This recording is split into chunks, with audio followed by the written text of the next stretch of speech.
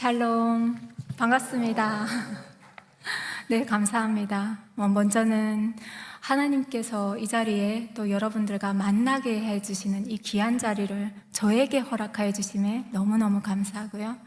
또 평강교회 성도님들께서 이 귀한 자리에 또 북한 선교의 그 부푼 꿈을 안고 또 하나님께서 어떤 일을 기뻐하실까 이런 마음을 안고 사모하는 마음으로 이 자리에 함께 동참하게 하신 하나님께 영광의 박수 올려드리겠습니다. 네, 감사합니다. 먼저 제가 시편 119편 105절 말씀을 봉독하겠습니다.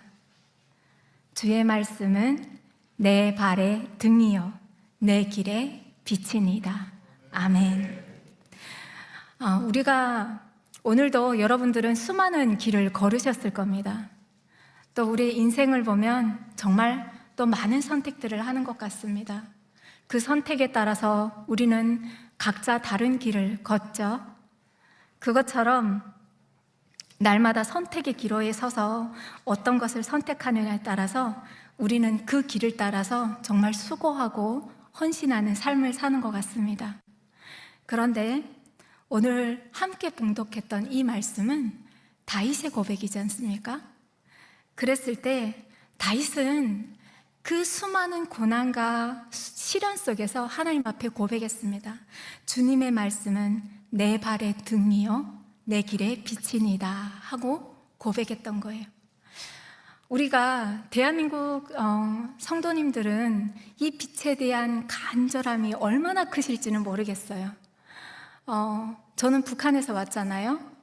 북한은 전기가 들어는 왔지만 전기 사정이 굉장히 어렵다 보니까 늘 어떤 것에 기대어 있었냐면요, 등잔불에 기대어 있었습니다. 그 등잔불 밑에서 숙제도 해야 되고 그 등잔불 밑에서 구멍난 양말도 기워야 되고 바지도 기워야 되고 또 옷솔도 꾸며야 되고 이런 일들, 그리고 한 푼이라도 이렇게 해서 과제가 떨어지는 그런 것들도 그 등잔불 밑에서 다 했던 거예요. 그리고 밖에 나가면 그 밤하늘에 반짝이는 그 무수한 별들을 보면서 방안은 캄캄하지만 그 밤하늘의 은하수들을 보면서 떨어질 것 같은 그 별들을 보면서 와, 빛은 너무 아름답구나, 이런 것들을 고백하면서 살았던 사람입니다. 그러니까 다윗의 이 고백이 얼마나 중요한 고백인지 저는 지금에 와서야 깨닫게 됐습니다.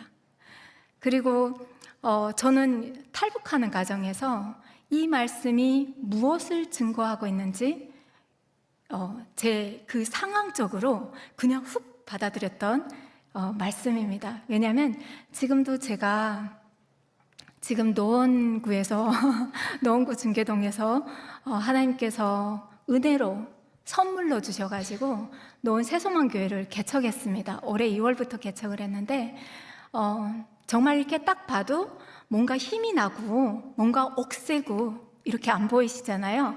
여리여리하고 또 어떤 분들은 큰 인심을 쓰셔가지고 아유 어여쁘십니다, 이런 말씀 내주세요.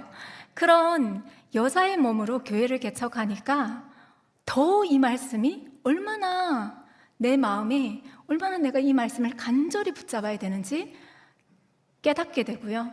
그리고 제가 그 상황 속에서 탈북하는 과정 속에서 만났던 그 하나님께서 저로 하여금 어떻게 의지하고 나가야 하는지를 밝히 보여주시는 말씀인 것 같습니다. 저는 19살에 탈북을 했습니다. 여러분들은 19살까지 살면서 보면 제가 한국에 와서 이제는 20년 되는 것 같습니다. 20년 되는데 정말 꿈만 같은 세상들을 살고 있습니다. 내가 가고 싶은 곳은 아무 때든 갈 수 있고, 내가 먹고 싶은 음식은 아무 때든 먹을 수 있고, 내가 만날 수 있는 사람은 어느 때든 만날 수 있고, 심지어 교통수단도 내가 지하철을 탈 것인지 버스를 탈 것인지 자가용을 운영할 것인지 정말 수많은 그 선택의 기로에서 축복 속에서 지금 살고 있습니다.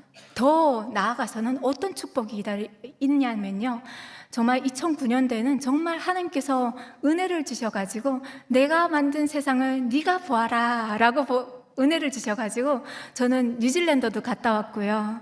그리고 몇 년도인지는 정확하게는 기억이 안 납니다만 남편과 함께 일본 선교도 갔다 왔고요. 그리고 이제 7월이 되면 또 하나님의 은혜로 이제 미국과 캐나다도 갑니다.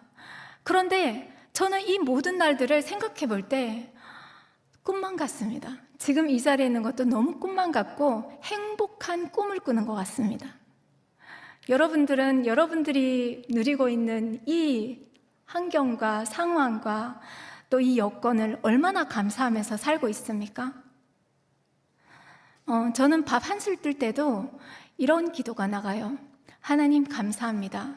이 밥 한 공기가 내 앞에 올 때까지 수많은 사람들의 헌신과 수고가 농부의 수고와 만든 사람의 수고와 그리고 차린 사람의 성의야 이런 것들이 있지만 하나님 저 북한 땅에서는 제가 먹는 이 밥 한 술을 이 상황을 하루만이라도 꿈만 같이 그리다가 누려보지 못하고 죽은 내 동족들이 있습니다. 하나님 잊지 않게 해주세요. 이런 기도가 나갑니다. 여러분들은 여러분 앞에 탈북민이 이렇게 서면 어떤 생각을 먼저 하십니까? 그냥 그 사람의 이야기를 듣고 거기에서 안 됐다, 여기 와서 너무 잘 됐다, 많이 먹고 정말 좋은 것 많이 누려라, 잘 왔다, 격려해서 끝나십니까? 저는 그러면 안 된다고 생각합니다. 하나님께서 이 작은 한반도를 둘로 나누시고 한쪽은 아프리카처럼 저렇게 아프리카보다 어쩌면 더 험악한 그 땅을 만드시고 비참한 그 땅을 만드시고 한쪽은 경제 부국을 만드셔서 여러분들이 이게 선물이라고 느끼지 못하는 그 평상 일상생활 삶들이 얼마나 귀한 삶인지 하나님은 탈북민들을 통해서 여러분들에게 말씀하고 있습니다. 내가 너희를 얼마나 사랑하는지 아느냐? 내가 너희에게 이렇게 복을 많이 줬다. 그런데 아느냐? 내가 너희를 그렇게 사랑한다. 너희가 새벽 제단을 쌓고 하나님 한 분만을 바라보면서 기도하고 감사하고 이 나라와 이 민족을 위해서 눈물 흘리면서 기도할 때 나는 그 기도를 너무나도 기쁘게 받았다. 이런 고백을 탈북민들을 통해서 여러분들에게 역설적으로 하고 계신다는 거죠. 감사하셨으면 좋겠습니다. 저는 하나님 앞에 기도한 적이 있습니다. 그런데 아이러니하게도 저는 북한에서 하나님께 기도를 했습니다. 언어의 자유도 없고 이동의 자유도 없고 만남의 자유도 없고 모임의 자유도 없는 그 땅에서 저는 하나님을 모르고 살았습니다. 저는 김씨 부자를 우상화하면서 제가 어려서 눈 뜨고 살면서 심지어 우리 집에 불이 났을 때도 우리 아버지는 겨우 기어다니는 저를 구한 것이 아니라 초상화를 건졌습니다. 그런데 그런 세상 속에서 살면서도 그것이 억울하고 불만스럽고 그리고 비참하다고 생각해 보지 못했다는 거죠. 그런데 하나님께서 여러분을 위해서 또 북한 땅을 위해서 몇 안 되는 하나님을 찾는 그 사람들을 택하셔서 북한을 탈출하게 하실 때 그때 저는 하나님을 찾았습니다. 하나님은 그때를 간절하게 기다리셨던 것 같아요. 94년이 고난의 행군이었다는 것은 대한민국 성도님들도 다 알고 계시는 거예요. 그때 얼마나 많은 사람들이 죽어나가냐면요, 길에 차이는 것이 시체였습니다. 시신이었어요. 역에서, 장마당에서, 그리고 길가에서 버려진 아이들과 끼니를 때우지 못한 장애인들과 또 지식인들, 고지식한 선생님들 다 죽어나갔습니다. 그리고 그 고난의 행군으로 배고픔으로 다 죽어나가니까 그 다음에 휩쓴 것이 질병이었습니다. 파라티부스와 장티부스. 장티부스는 여러분이 잘 아는 설사병이고, 파라티부스는 38도에서 43도를 오르내리는 고혈병입니다. 앞에 사람이 안 보이고요, 귀가 안 들립니다. 그런 상황이 북한을 연타로 쳤습니다. 탈북민들이 초반에 대한민국에 왔을 때 북한의 어려운 이런 일들이 매체를 통해서 나가면 한국 그 국민들은 이런 얘기를 했습니다. 그 탈북민들과 결혼하신 배우자분들이 그런 얘기를 했습니다. 왜 바보스럽게 굶어? 라면이라도 끓여 먹으면 되지. 그럼요, 라면이라도 끓여 먹으면 내가 여러분 앞에 없겠죠. 그렇게 험한 세상을 살았습니다.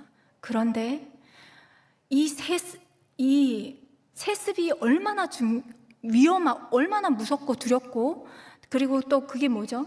우상화 작업이 얼마나 위험한 건지, 그것이 내 삶을 앗아가고 내 생명을 앗아가는데도 이것이 과연 억울하다고 누구도 반기를 들지 않았다는 거예요. 그리고 심지어 멀리서 들리는 게, 어디에서 군부대 어디가 일어나서 반기를 들었다 하면 그 부대가 밤새 없어지는 거예요. 철두철미하게. 그런 감시체제 속에서 살았습니다. 우리 집도 군함매거든요. 예, 그리고 제 고향은 함경북도 해령입니다. 삼합과 마주하고 있습니다. 중국 삼합과 마주하고 있는데, 그러다 보니까 94년도에 많이 죽는 가운데 저희 집도 오빠가 군대 가서 사망하고, 이런 일들이, 놀라운 일들이 막 겹쳐 일어나고, 그리고 96년도에 시골로 이사를 갔지만 거기에서 장티부스와 파라티부스를 연이어 앓는 거죠. 어떻게 그렇게 앓을 수 있지? 하고 생각할 수 있지만, 여러분, 새떼를 챙겨 먹지 못하면 면역체제가 붕괴됩니다. 그러면 뭐가 오냐면요, 질병이 옵니다. 우리 주변에는 질병이 우글우글 하잖아요. 그런데 우리가 잘 먹고, 하나님의 은혜로 잘 먹고 평안한 삶을 허락해 주시고, 잠을 잘 수 있는 집을 허락하시고, 하나님의 은혜로 그 하나님의 방주에서 사시니까 여러분이 이렇게 건강하신 거예요. 그 방주에서 북한 땅은 어긋났더니 장티부스가 치고 파라티부스가 치고 그냥 막 치는 거예요. 그래서 심지어 그런 말이 나왔습니다. 300만 아사자가 죽었다. 어떤 사람은 너무 끔찍해서 어떻게 300만 아사자가 죽느냐 믿지 못하겠다고 합니다. 그렇지만 여러분들이 북한에 가 계신다고 하면 믿지 않을 수가 없습니다. 지금 북한은 제2의 고난행군이 시작됐다고 합니다. 그 고난행군은 94년도에 시작됐는데 심지어 지금 몇 년입니까? 아직도 멈추지 않고 지속되고 있습니다. 그러니 여러분, 북한을 생각해 보면 얼마나 억장이 무너집니까? 저는 막 기도할 때면 억장이 무너집니다. 그때 상황이 다시 오버랩되면서 어떻게 살까? 내 남겨진 저 사람들은 어떻게 살까? 그런데 제가 하나님께 항소문을 올리듯이 기도한 적이 있어요. 나는 교회를 안 가고 싶습니다. 하나님은 공평의 하나님이 아니시고 불공평의 하나님이시고, 하나님은 공의의 하나님이 아니라 불의의 하나님이십니다 라고 막 고백했습니다. 하나님이 이 한반도 땅이 그렇게 큽니까? 왜 여기는 이런 수많은 복을 주시고 살리시고, 저 땅은 그렇게 하나님 눈물로 어떻게 살까? 억장이 무너지는 그 속에서 내 남편을 묻어야 되고 내 자녀를 묻어야 되고 심지어 내 부모를 묻어야 되는데, 그 땅에는 하나님 빛을 보이지 않으십니까? 이런 기도로 굉장히 하나님 앞에 불평불만을 했던 적이 있습니다. 그런데 지금은 그 불평불만도 할 수가 없습니다. 왜냐? 알았거든요. 북한이 왜 저렇게 됐는지 알았거든요. 그래서 하나님은 탈북민들 통해서 말씀하고 있는 겁니다. 어떻게 해야 사는지, 오늘도 어떻게 살아야 하는지를 말씀하고 있다고 생각합니다. 그러니 여러분, 잠들어, 물론 여러분들은 아니에요. 왜냐하면 북한 선교를 위해서 지금 이 자리에 계시잖아요. 그러니까 여러분들은 아니라고 생각해요. 하지만 이것을 모르고 지금 세상에서 방황하는 가난한 성도들, 하나님이 있음을, 분명하게 계심을 보면서도 외면하는 사람들은 깨어 있어야 됩니다. 안 그러면 저들도 북한처럼 되지 말라는 보장이 없습니다. 하나님 떠나 사는 민족이요, 나라요, 희망이 없습니다. 그래서 그것을 알리라고 서수에 이 낮고 연약하고 어린 자들을 들어서 그 고난 속에서 여기까지 인도에 오신 하나님이시라고 저는 믿습니다. 자꾸 간증하다가 자꾸 딴 데로 새서 죄송합니다. 네. 제가 하나님께 기도했는데, 그래서 온 집안이 지금 장티부스와 파라티부스 알았잖아요. 그래서 저희 집도 막 언니 2명, 저와 언니와 아빠가 다 누운 거예요. 저희 어머님도 누웠지만 모성의 힘이 강하잖아요. 그러니까 나까지 누우면 내 새끼들, 내 남편 누가 돌볼 것이냐, 그러면서 저희 어머님은 키가 160입니다. 북한으로 봤을 땐 굉장히 큰 키예요. 160이고 그런데 먹지 못하고 하니까 엄청 깡 말랐습니다. 깡 마르고 뼈에 가죽만 씌운 그 어머니가 누워있지 못하고 나가시는 거예요. 나가서 집에 있는 기물들을 다, 언니 시집 보내려고 장만했던 그 소랭이 그릇가지들을 다 내다가 곡식과 바꾸는 거예요. 그렇게 해서 먹고 살아도 고난행군이 이렇게 기니까 견딜 수가 없는 거예요. 그러니까 더 이상 나가서 산에 가서 삽줄에도 약초라도 캐야 뭐래도 바꿔 먹죠. 일할 수 있는 노동력이 없는 거예요. 그래서 결국엔 우리 어머니 손으로 아버지를 묻어야 되고 2 딸을 묻어야 되고 이런 상황이 놓인 거죠. 저희 어머님은 제가 지금 생각해도, 이미 고인이 되셨지만 지금 생각해도 어머니의 모성애도 강하지만 여장군이다, 여장부다, 이런 생각이 들어요. 어머니가 그러는 거예요. 혼자 결단하는 거죠. 나는 내 새끼 못 묻겠다, 이대로 못 묻겠다, 억울해서 못 묻겠다. 내가 이 나라에 뭘 잘못했는데, 나는 내 새끼 약 한 첩 쥐어보고 그래도 희망이 없다고 하면 내가 깨끗이 포기하고 땅에 묻겠다. 그러고 무엇을 생각했냐면요, 두만강을 건널 생각을 하십니다. 북한은 이거 굉장히 위험한 생각이에요. 이게 만약 그 조직에 이렇게 들어간다 하면 집안은 물론 다 끌려가는 건 문제지, 당연한 거지만 엄마는 죽지 않으면 감옥에 가야 돼요. 그것이 이제 두만강을 건너서, 물론 한국행이 아직은 아니기 때문에 수용소에 거기까지는 아닐 거라고 생각해요. 아무튼 그런데 그런 상황까지 놓이지만 우리 어머니가 결단을 내린 거죠. 난 내 새끼 살려야겠다. 그래서 어머님이 3개월 동안, 무려 3개월 동안 브로커를 영입하고 조용히 만나고 브로커하고 이렇게 약속을 하는 거죠. 건너갈 때 자리를 비켜주면 내가 무엇을 줄 것이고, 건너올 때는 중국 담배 몇 보로, 그 다음에 양복, 거기에는 그 필로 하거든요. 이 옷 기성복이 아니라 필로, 양복 재단 필로 하니까 그거 몇 필 줄 거고, 이런 약속을 다, 돈 얼마 줄 거고, 이런 걸 다 약속을 맺었습니다. 3일 시간 달라 하고 3개월 동안 어머님이 혼자서 이걸 하셨어요. 그러면서 정말 죄송스러운 고백이기도 하지만 이 비실비실 앓는 자녀들을 이끌고 두만강을 건널 수가 없어요. 왜냐하면 두만강은 물살이 세거든요. 그러니 집에 있는 걸 다 부숴서 다 바꿔먹고, 그리고 언니들 시집 보낼 준비한 거 다 깨서 바꿔먹고, 그리고 그게 농촌이니까 농사하면 다음에 배급 타는 것을 배로 줄게 해가지고, 두곱으로 줄게 해가지고 먼저 땡겨서 먹는 거죠. 그렇게 해서 자식들을 먹이는 거예요. 그때 제가 먹은 것이 감자, 소금 없이 먹는 감자. 감자, 고사리, 밀가루 이런 것들을 먹었어요. 그런데 놀랍게도 그런 거 먹는데도 회복이 되더라는 거예요. 회복이 되더라는 거예요. 그렇게 돼서 이제 3개월 돼서 이제 디데이가 되는 거잖아요. 약속된 날이 오기 시작한 거예요. 그런데 우리 집에 놀라운 일이 갑자기 벌어지기 시작해요. 우리 집에 조카가 있었습니다. 9살, 7살 그 오느이가 와 있었는데 큰언니 아이들이었어요. 그러니까 북한은 행방 없는 장삭길을 나가야 되니까 그 어린아이들을 돌볼 데가 없는 거예요. 그러면 어디에다 맡기겠습니까? 친정에 맡기는 거죠. 그래서 그 아이는 맨날 우리 집에 와 있었어요. 우리 조카들은. 그래서 그 언니한테 전보 칠 수도 없고 전화할 수도 없고 문자할 수도 없고 이러니까 어떡하겠어요. 9살, 7살 된 그 아이들을 이끌고 두만강을 지금 건너야 할 형편인 거죠. 각오를 했죠. 우리는 죽어도 같이 죽고 살아도 같이 산다. 우리 엄마의 구호는 돌아가실 때까지 그 구호였어요.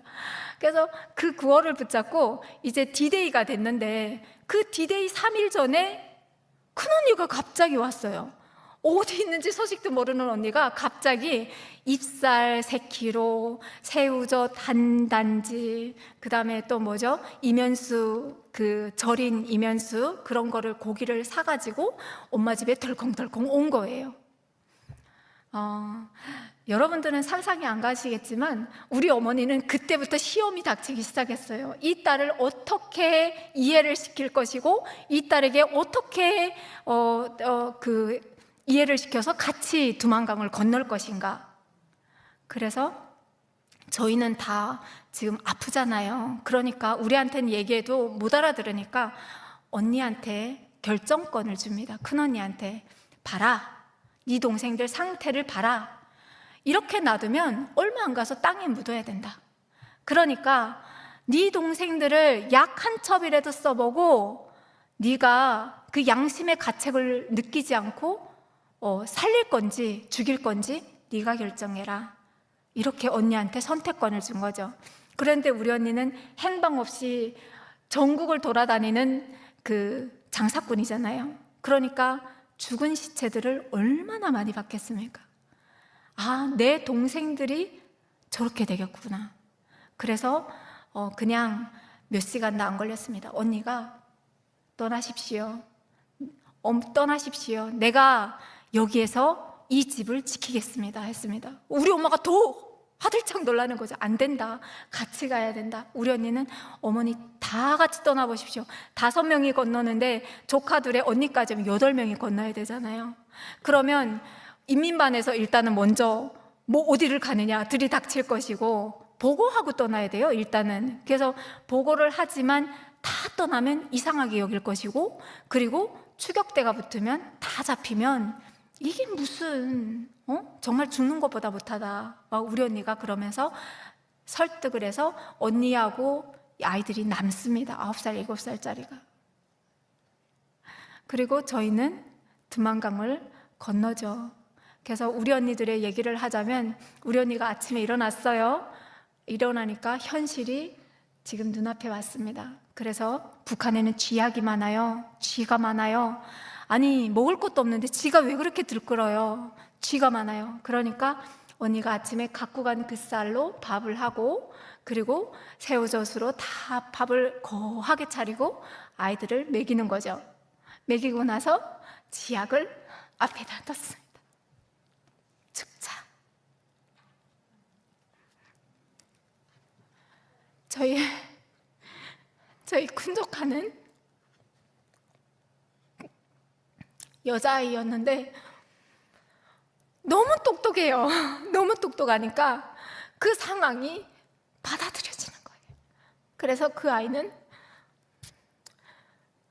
엄마의 뜻을 따라서 먹으려고 하고 둘째는 아들인데 그 아이가 엄마에게 그러는 거예요. 어머니, 나는 살고 싶습니다.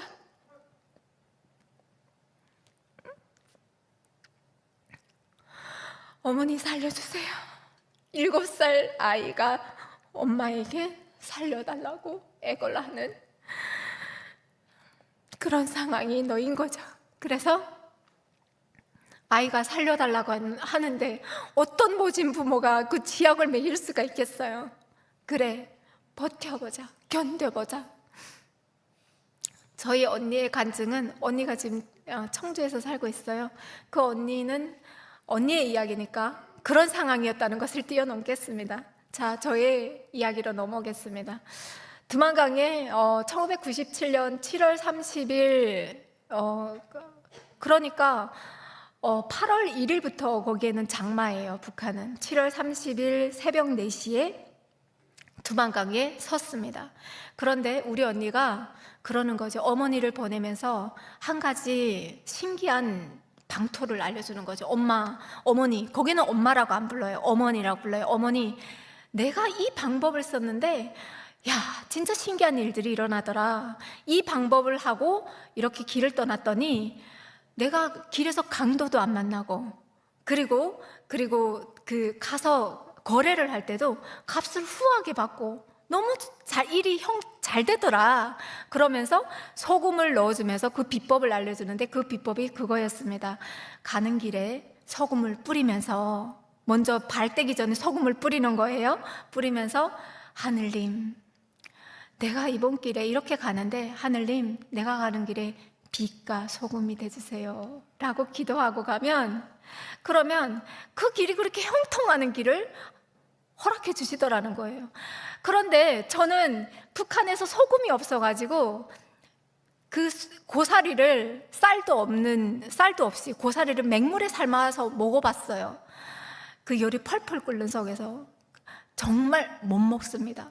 나는 그 맛을 지금도 기억해요. 그래서 한동안 한국에 와서도 한 10년은 고사리를 안 먹었던 것 같아요. 지금도 고사리를 좋아 안 합니다. 그때의 그 기억이 굉장히 이게 각인되어 있어가지고.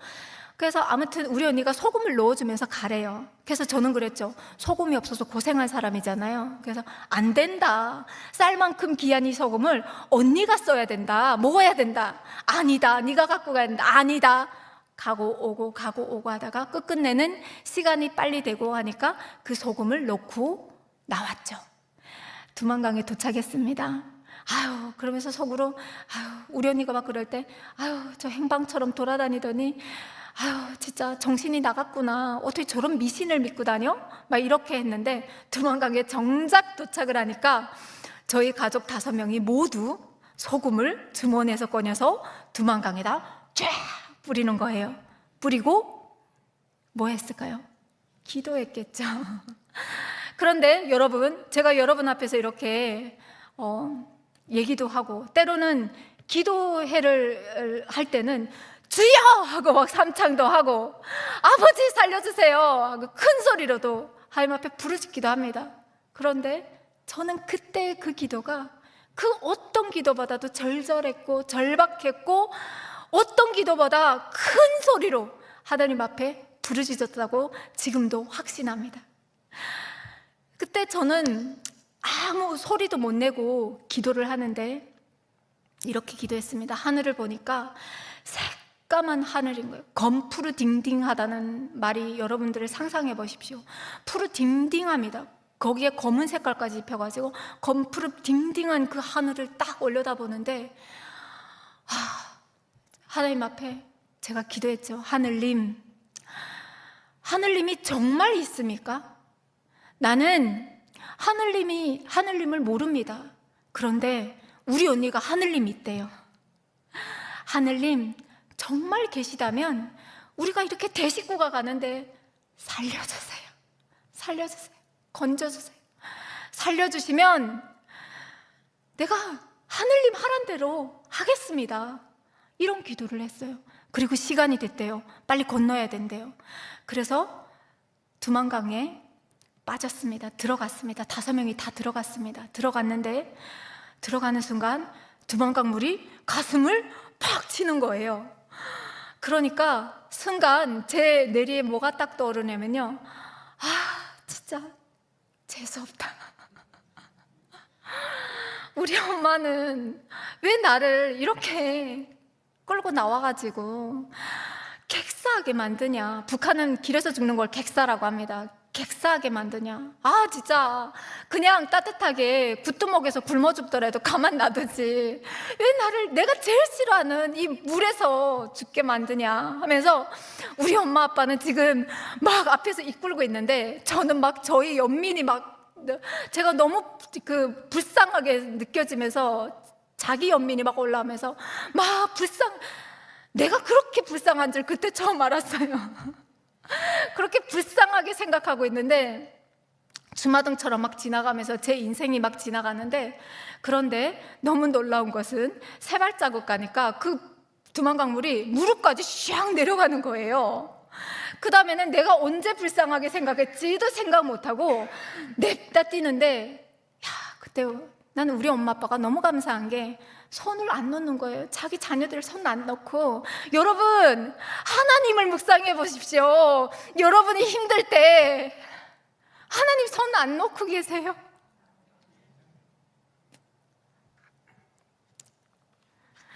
하나님께서 우리 엄마 아빠를 통해서 저희 손을 안 놓으셨다고 저는 생각해요. 그렇게 두만강을 건넜더니 이 말씀처럼 안개가 뽀얗게 꼈는데 50cm 앞이 안 보이는 거예요. 그래서 방향도 모르겠어요. 옆은 두만강이 흐르고 여기가 산인지도 안 보여요. 방향은 정해야 돼요. 왜냐하면 중국 순찰대가 계속 돌아요. 탈북민들을 잡기 위해서. 잡아서 바로 북한에 북송해 버리니까 우리 엄마가 빨리 집을 찾아야 된다. 그래서 엄마가 또 앞서 걷고 엄마 손을 주렁주렁 엄마가 그러는 거예요. 그러지 말고 그냥 여기 숨어 있으래요. 내가 가서 민가를 찾으면 집을 찾으면 그럼 신호를 보낼 테니까 와라. 잡혀도 한 명이 잡히면 족하다는 거예요. 저는 도저히 우리 엄마를 혼자 보낼 수가 없어요.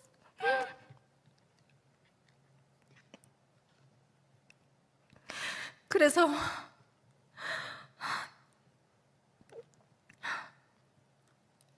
엄마, 나는 엄마랑 같이 죽어도 같이 죽고 싶고 살아도 같이 살고 싶으니까 같이 가자. 그래가지고 엄마 손잡고 걸었습니다. 그런데 여러분, 죄송해요. 제 감정을 여러분에게 드러내면 안 되는데 자꾸. 그런데 하나님의 섭리하심만 여러분들이 발견하셨으면 좋겠어요. 그런데 제가 두만강 건널 때 뭐 했다고 했죠? 기도했잖아요. 그래서 막 걸었어요. 걷는데 얼마 안 가서 정말 집이 한 채 독채가 발견되는데, 그 집을 지나면서 우리가 뭐라고 했냐면요, 저 집에서 사람이 나왔으면 좋겠다. 무서우니까 사람이 나왔으면 좋겠다 하는데, 정말 그 집 앞을 지나가는데 대문이 삐그그 하고 열리더니 남자분이 나오시는 거예요. 남자분이 키도 정말 큰 분이 쭉 나오는 거예요. 그러니 우리가 어떻게 했을까요?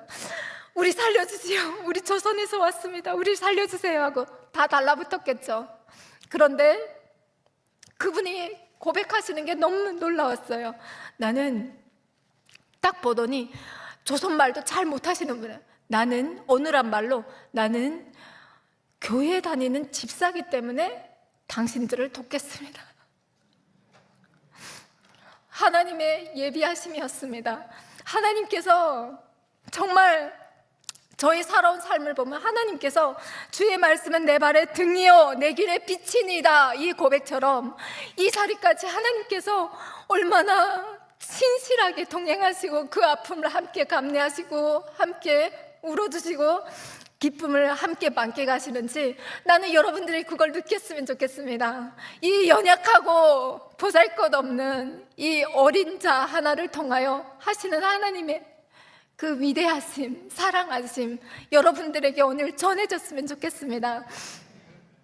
그리고 큼직큼직한 사건들만 말씀드리면, 다른 탈북민들이 중국에 와서 힘이 없고 그리고 또 아는 사람이 없다 보니까 팔려 다니듯이 저희 집도 저는 그때 19세니까 팔려갈 나이가 안 되고, 전 진짜 다른 탈북민들의 간증 들으면서 이러면 안 되지만 상대적으로 하나님께 너무 감사했어요.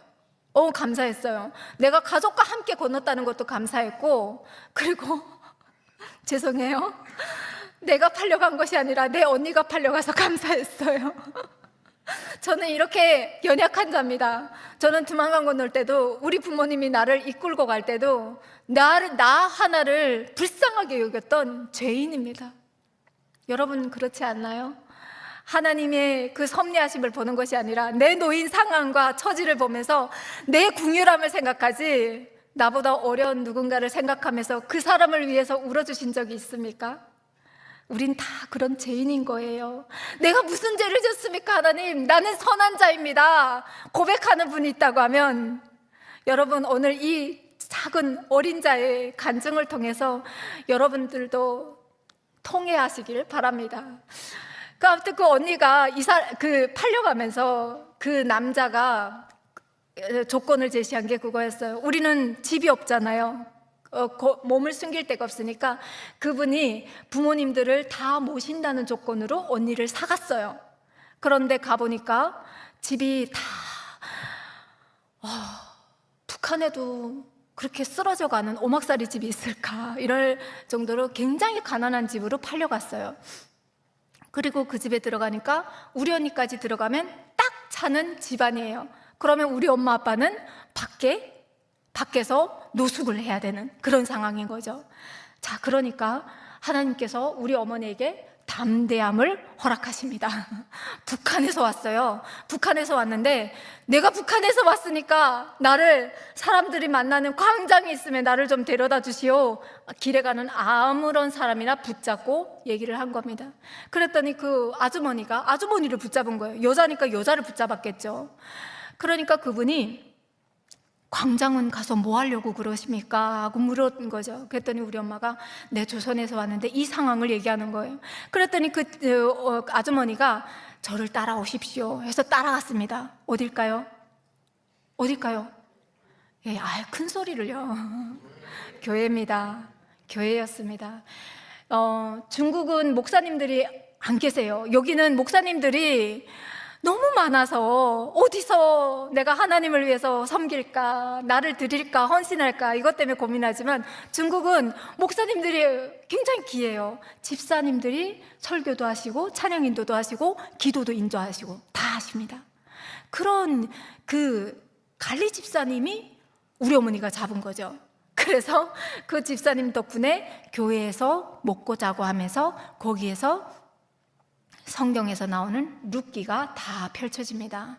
곡식이 흔한 곳이니까 부모님을 위해서 곡식을 이렇게 한 모퉁이를 아예 수확을 안 하는 거예요. 왜냐하면 주는 거 가져가면 자존심 상해할까 봐. 여러분, 성경 말씀에 내가 하는 그 선한 일을 오른손이 하는 것을 왼손이 모르게 하고, 이 말씀이 지금 거기서 실천되고 있는 겁니다. 그래서 하나님이 먹이고 입히시고 하셔가지고 거기서 놀라운 일들이 정말로 많이 일어났어요.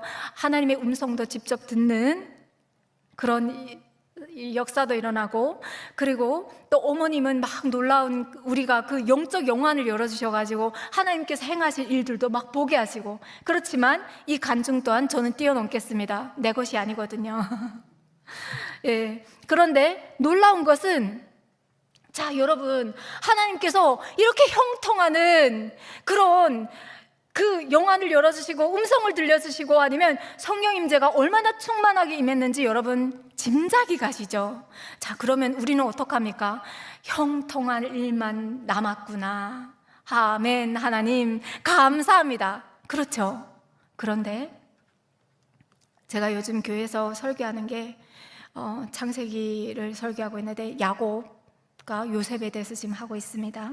그런데 야곱을 묵상하면서 정말 놀라운, 우리 그때 상황이 같이 오버랩이 되면서 또 요셉을 보면서 오버랩이 되면서 하나님께서 그 놀라운 계시를 주시고 꿈을 통해서 말씀을 하셨지만 그 꿈으로 인해서 얼마나 많은 시련들이 기다리고, 그래서 우리가 현상적으로 바라봤을 때는 하나님이 나를 버리셨나, 아니면 내가 하나님 앞에 큰 죄를 지었나, 아니면 하나님이 나를 떠나셨나, 아니면 나는 왜 이런 고난이 오지? 이런 고백하실 때 있으시잖아요. 예, 우리 부모님도 마찬가지였습니다. 성령의 임재를 강력하게 받으셨지만 그해 북한에 북송되는 그런 안타까운 경험도 하십니다. 그런데 저는 그 얘기를 하고 싶어서 여러분에게 아버지, 어머니의 얘기를 하는 게 아닙니다. 여러분, 교회의 말씀 앞에 날마다 있는 것이 정말 복된 것입니다.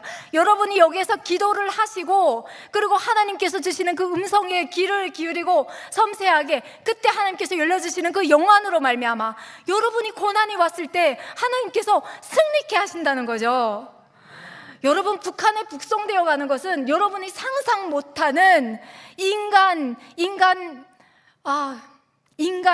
정말 인간 취급 못 받습니다. 가축 취급을 받습니다. 그런데 저희 부모님은 놀랍게도 그 북한 땅에 나가서 하나님을 원망한 것이 아니라 하나님께 감사했다는 거예요. 하나님께서 이 놀라운 역사들을 보여주시는 이유는 앞으로 올 그 시련들을 견디고 이기시라고 보여주시는 줄 믿습니다. 그러니까 여러분, 힘내십시오. 그렇게 북송되어 가서 내 아들보다 더 어린 아이들이 주먹으로 때리고 따귀를 때리고, 그리고 홀딱 벗겨서 돈을 어디에 숨기고 왔는지 그걸 밝혀내려고, 그리고 재우지도 않고 신문하고, 그리고 그 비판서를 쓰게 하고, 이런 어려운 일들이 굉장히 많았지만 그럼에도 우리 부모님들이 감사할 수 있는 건 뭐였을까요? 살려주셔서 감사합니다. 하나님, 살려주셔서 감사합니다. 하나님. 그리고 그러면서 하나님 앞에, 하나님, 저 땅에 내 딸들이 가 있습니다. 다시 두만강을 건너게 해주세요. 딱 1년 만에 다시 재탈북에 성공하셨습니다. 하나님의 은혜입니다. 여러분, 우리의 고난과 시련은 하나님께서 우리를 죽이고자 하시는 것이 아니라 강철같이 단련해서 그 시련을 통해서 하나님을 전적으로 의지하는 하나님의 자녀됨을 하나님께서 그 어려움 속에서 단련하시는 거예요. 그러니까 여러분, 혹시라도 이곳에 앉으신 분들 중에 몸이 아파서 시험에 드신다거나, 아니면 재정으로 시험을 당하신다거나, 아니면 환경적으로 어려움을 겪으신다고 하면 더 큰 선물을 고단 보자기에 씌워서 더 큰 선물을 여러분에게 준비하고 계시는 그 하나님을 묵상하셨으면 좋겠어요. 그러면서 여러분이 감사함으로 고백할 때 그 고난은 빨리 비껴갑니다. 이런 날들 속에서 제가 오늘까지 왔는데요. 자, 그러니까 여러분 궁금하잖아요. 하나님, 왜 우리에게 탈북민들을 보여주십니까? 왜 우리에게 탈북민들과 함께 호흡하게 하시고 저 북한의 저 아픈 실정, 도저히 눈물 없이는 들을 수 없는 저 이야기를 듣게 하십니까? 궁금하지 않으세요? 저희도 하나님 앞에 궁금했습니다. 하나님, 전지전능하신 하나님, 다 아버지 거 맞죠? 아버지가 다 만드신 거 맞죠? 아버지는 조물주시잖아요. 나조차도 아버지께서 만드셨잖아요. 그런데 하나님, 왜 북한 땅을 저렇게 놔두십니까? 아버지, 왜 저 북한 땅을 보고만 계십니까? 그리고 왜 우리를 몇 안 되는 이 3만 4천을 이 땅에 보내셔서 이들과 호흡하게 하십니까? 하나님의 계획이 무엇입니까? 하나님의 뜻이 무엇입니까?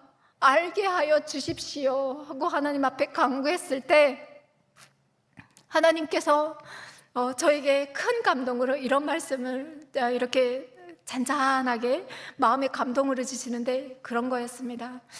나는 새벽 제단을 쌓고 날마다 하나님 앞에 무릎 꿇고 하나님 앞에 순종하고 아버지께서 기뻐하시는 것에 정말 아낌없이 헌물하고 예배드리는 그들이 너무 좋았다.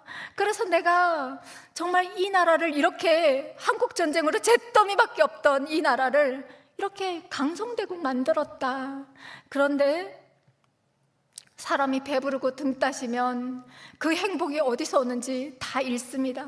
심지어 요즘 이렇게 아이들을 보면 감사함을 고백하는 것이 아니라 학원을 쫓아다니느라고 진짜 고통을 호소하고 그리고 부모님들도 그 아이로 인해서 감사 고백하고 하나님, 이 아이를 하나님을 위해서 사용하게 하여 주십시오 기도하는 것이 아니라 공부를 더 잘해야지, 세상에 1등이 돼야지, 그래야 네가 먹고 살지 하면서 저부터도 제 아이를 그렇게 훈련시키고 있더라는 거죠. 하나님은 절대로 기뻐하지 않으신다는 거죠. 우리를 창조하신 그 목적과 이유와 방향이 하나님을 찬양하고 경배하기 하는, 그래서 나와 함께 호흡하고 살기를 원하시는 분이 내 아버지 되시는데, 그게 아니라 나는 만몬을 쫓고 내 자녀를 우상 삼으면서 하나님을 찾는 것이 아니라, 교회 와서 기도하는 것도 내 이 나라와 이 민족이 하나님 감사합니다, 하나님 때문에 이렇게 살고 있습니다 고백하는 것이 아니라, 하나님 내 자식 어떻게 하면 더 잘 될까요? 어떻게 하면 내가 돈을 더 잘 벌 수 있을까요? 내 고통과 내 고난을 하나님 앞에 고백하면서 더 잘 되게 해주세요. 하나님을 마치 도깨비 방망이 마냥 생각하면서 내 상상 속에 그려진 하나님을 그려놓고 하나님 앞에 기도하고 있더라는 거죠. 그러면서 기도하면서 그 기도가 응답이 안 되면 하나님이 어디 있어 하면서 결국에는 말씀을 떠나더라는 거죠. 그런 것들을 하나님께서는 저 북한 땅에서 살다가 자유의 그 소중함이 무엇인지 피부로 절실하게 느끼고, 내 가족이 죽어서 넘어가도 그들이 왜 죽어야 하는지조차도 모르고, 나는 어디서부터 왔고 어디로 가야 하는지 방향도 모르고 살아가는 저 깜깜한 소경과 같은 저 세상에서 하나님께서 자유의 소중함이 무엇인지 보여주신 이 탈북민들을 통해서 한국교회를 잠자지 않고, 잘못된 기도가 있으면 하나님께서 다시 하나님 앞에 돌아오는 기도를 하길 원하시고, 전국 방방곡곡 하나님께 감사 고백으로 다시 우리 기도가 돌아가길 원하는 그 통로로 탈북민들을 세우셨구나. 그게 첫 번째였습니다. 두 번째는 여러분들이 북한을 위해서 얼마나 울고 또 얼마나 복음 통일을 위해서 하나님께 간구했는지 한국에 와서야 알았습니다. 그렇지만 하나님께서는 또 우리에게 원하시는 것이 있었습니다. 그 땅에 태를 먹고 자란 나, 그 지약을 먹기 싫어서 엄마 살려주세요 하고 고백했던 내 조카들, 그 아이들이 아직도 저곳에 있는데, 너의 고통은 누가 너만큼 동감하고 하나님 앞에 부르짖을 수 있겠느냐? 그래서 저 땅이 저렇게밖에 될 수 없는 것을 성경을 통해서 다 보여주시면서, 저 땅을 위해서 울어라, 저 땅을 위해서 기도해라, 저 땅을 위해서 한국교회가 함께 일어나서 복음 통일을 위해서 준비되라, 이런 마음을 주셨습니다. 그래서 여러분에게도 이 소중한 시간에, 이 귀한 시간에 여러분에게 이런 시간을 하나님께서 할애해 주시고 선물로 주셨다고 믿습니다. 여러분 감사하시죠? 감사하시죠?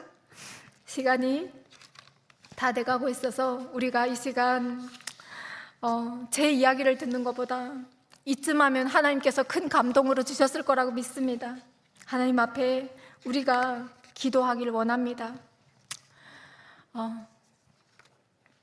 먼저 기도를 좀 나눠서 하겠습니다. 먼저 우리가 하나님 앞에 감사 고백합시다.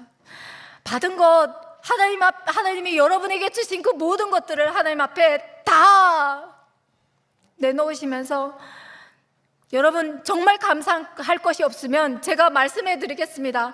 여러분이 날마다 숨쉬는 날들은 매일매일 연속이 아니라 하나님께서 새롭게 창조해 주신 새날입니다. 그러니 여러분, 우리 호흡마저도 하나님이 것입니다. 우리 호흡 걷어가시면 우리는 내일을 보지 못합니다. 그러니 감사할 것 천지겠지요. 우리가 그 감사함을 잃은 것이 있다고 하면 하나님 앞에 그 감사함을 회복하는 시간을 먼저 갖겠습니다. 감사합시다.